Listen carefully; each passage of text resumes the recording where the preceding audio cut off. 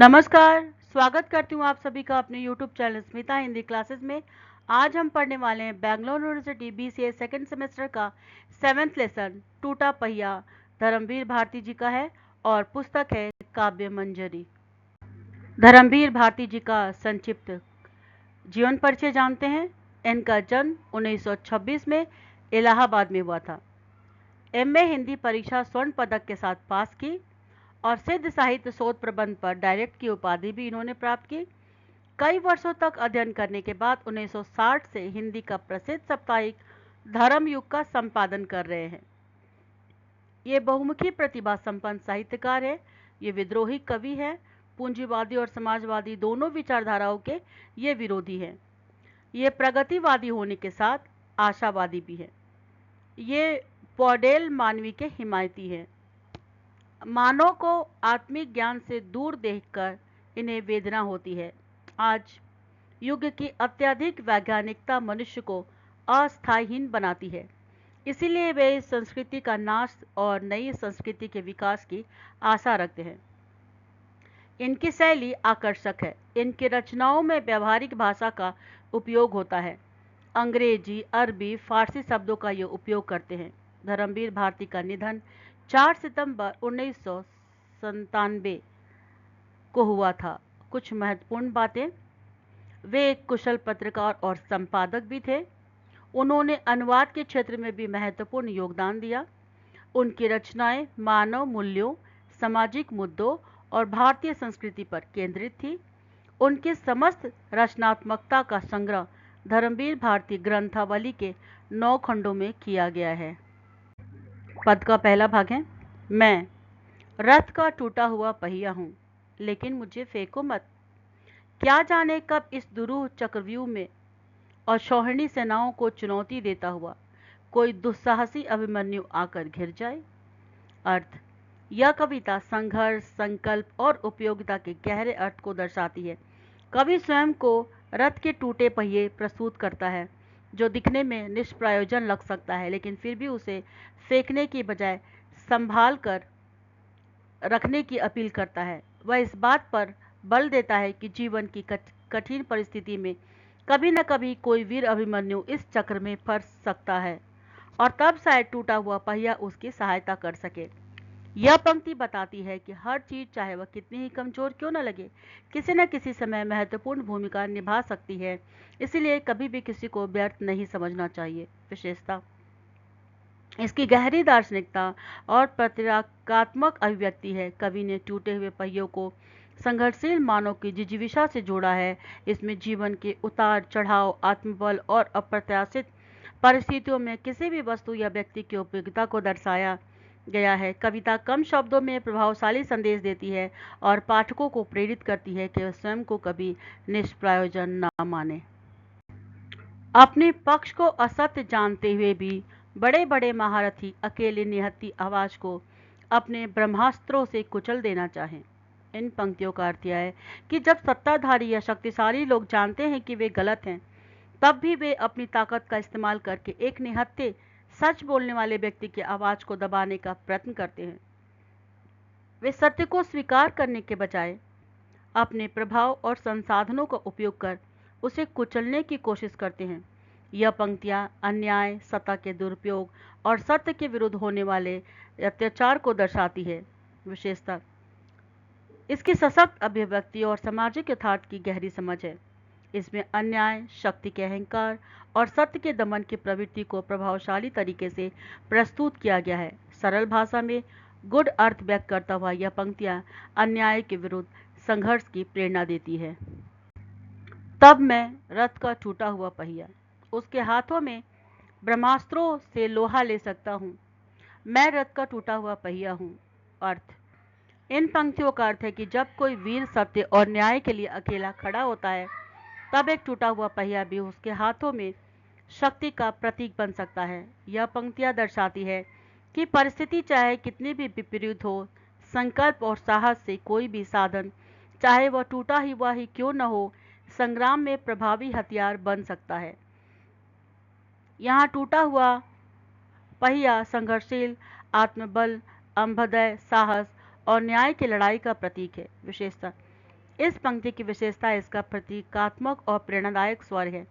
कवि ने टूटे हुए पहिए को शक्ति और संघर्ष का प्रतीक बनाकर दिखाया है कि साहस और संकल्प से कमजोर साधन भी शक्तिशाली हो सकते हैं। यह पंक्तियां अन्याय के विरुद्ध लड़ने की प्रेरणा देती है और बताती है कि आत्मविश्वास और दृढ़ निश्चय में कोई भी विपरीत परिस्थितियां बदली जा सकती है। लेकिन मुझे फेंको मत, इतिहासों की सामूहिक गति सहसा झूठी पड़ जाने पर क्या जाने सच्चाई टूटे हुए पहियों का आश्रय ले। अर्थ, इन पंक्तियों का अर्थ यह है कि जब इतिहास की स्थापित धारणाएं और शक्तिशाली लोगों द्वारा गढ़े गए तथाकथित सत्य असत्य सिद्ध हो जाते हैं, तब सत्य को अपनी राह खोजने के लिए टूटे हुए, अपेक्षित और कमजोर समझे जाने वाले साधनों का सहारा लेना पड़ सकता है। कवि यह टूटे हुए पहिया को प्रतीक बनाकर यह संदेश दे रहा है कि किसी को भी बेकार या महत्वहीन नहीं समझना चाहिए, क्योंकि भविष्य में वही सत्य और न्याय की पुनर्स्थापना का आधार बन सकता है। विशेषता, इसकी गहरी दार्शनिकता और प्रतीकात्मकता है। इसमें इतिहास, सत्य और संघर्ष के जटिल संबंधों को सरल लेकिन प्रभावशाली ढंग से प्रस्तुत किया गया है।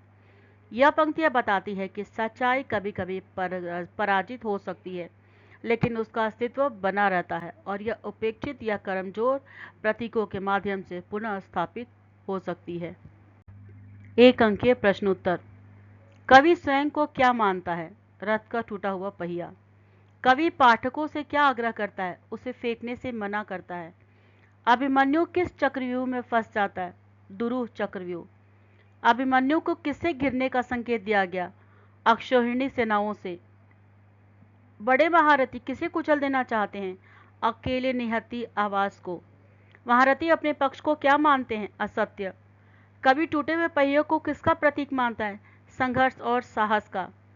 टूटा हुआ पहिया किससे लोहा ले सकता है? ब्रह्मास्त्रों से। इतिहास की सामूहिक गति कब झूठी पड़ जाती है? जब सत्ताधारी असत्य को सत्य बना देते हैं। सच्चाई किसका आश्रय ले सकती है? टूटे हुए पहियों का। कवि यहाँ किस ऐतिहासिक पात्र का संदर्भ देता है? अभिमन्यु। रथ का टूटा हुआ पहिया किसका प्रतीकात्मक अभिव्यक्ति है? उपेक्षित लेकिन महत्वपूर्ण वस्तुओं की। कवि के अनुसार कब कुछ भी व्यर्थ नहीं होता? जब संघर्ष और साहस बना रहे। ब्रह्मास्त्र यहाँ किसका प्रतीक है? सत्ता और शक्ति का। अभिमन्यु का संघर्ष किससे था? कौरव की विशाल सेना से। इस कविता का मुख्य संदेश क्या है? किसी को भी निष्प्रयोजन नहीं समझना, यानी कि बेकार नहीं समझना। कवि किसे अन्याय से लड़ने का माध्यम मानता है? रथ के टूटे हुए पहिए को। कौन सा काव्य अलंकार रथ का टूटा हुआ पहिया में है? रूपक अलंकार। इस कविता में कौन सा काव्य तत्व प्रमुख है? प्रतीकात्मकता और प्रेरणा। इस कविता का भाव क्या है? आत्मबल, संघर्ष और अन्याय के विरुद्ध प्रतिरोध। टिप्पणी लिखें। शीर्षक, संघर्ष, साहस और आत्मबल का प्रतीक रथ का टूटा हुआ पहिया। कविता प्रतीकात्मक अभिव्यक्ति के माध्यम से संघर्ष, साहस और आत्मबल का संदेश देती है। कवि स्वयं को एक टूटे हुए पहिए के रूप में प्रस्तुत करता है, जिसे व्यर्थ समझकर फेंकने के बजाय संभाल कर रखने की अपील की गई है। यह कविता दर्शाती है कि परिस्थितियां चाहे कितने भी विपरीत क्यों न हो, संकल्प और आत्मविश्वास एक कमजोर और निष्प्रयोजन समझे जाने वाले साधन भी बड़े संघर्षों में महत्वपूर्ण भूमिका निभा सकते हैं। कविता में महाभारत के अभिमन्यु का संदर्भ दिया गया है, जो चक्रव्यूह में फंसकर अकेला युद्ध करता है। कवि संकेत देता है कि जब कोई वीर योद्धा सत्य और न्याय के लिए संघर्ष करता है, तो उसे साधन विहीन कर दिया जाता है। तब भी यदि संकल्प अडिग हो, तो साधारण या टूटी फूटी वस्तुएं भी अस्त शस्त्र बन सकती हैं। यहाँ टूटा हुआ पहिया एक प्रतीक है, जो यह बताता है कि हर वस्तु और व्यक्ति की उपयोगिता होती है, भले ही उसे कितना भी कमजोर क्यों न समझा जाए। कविता अन्याय, सत्ता के दुरुपयोग और सत्य के संघर्ष को उजागर करती है। जब बड़े बड़े महारथी अपने असत्य को छिपाने के लिए निहत्थी आवाजों को कुचलने का प्रयास करते हैं, तब टूटे हुए पहिए जैसे संघर्षशील प्रतीक भी उसे सामने डटकर खड़े हो सकते हैं। यह कविता इतिहास की सामूहिक गति पर भी प्रश्न उठाती है और बताती है कि जब स्थापित सत्य असत्य सिद्ध हो जाता है, तब सच्चाई अक्सर उसी चीज़ों का सहारा लेती है जिन्हें पहले उपेक्षित कर दिया गया था। यह कविता हमें सिखाती है कि आत्मबल और दृढ़ निश्चय से किसी भी परिस्थिति का सामना किया जा सकता है। यह न केवल संघर्ष की प्रेरणा देती है, बल्कि यह भी बताती है कि कोई भी व्यक्ति या वस्तु पूरी तरह निष्प्रयोजन नहीं होती। यदि सही समय और परिस्थितियां मिले तो टूटा हुआ पहिया भी युद्ध का शस्त्र बन सकता है और सत्य की विजय में योगदान दे सकता है। इस तरह से छात्रों, काव्य मंजरी पाठ्य पुस्तक बीएससी का पहला लेसन कबीरदास के दोहे यहीं पर समाप्त होता है। उम्मीद करती हूँ कि ये वीडियो आपको पसंद आया होगा, और अगर सचमुच पसंद आए तो सब्सक्राइब, लाइक, कमेंट और दोस्तों के साथ शेयर करना ना भूलें। अगले वीडियो में फिर मिलते हैं। वीडियो देखने के लिए आपका बहुत बहुत धन्यवाद।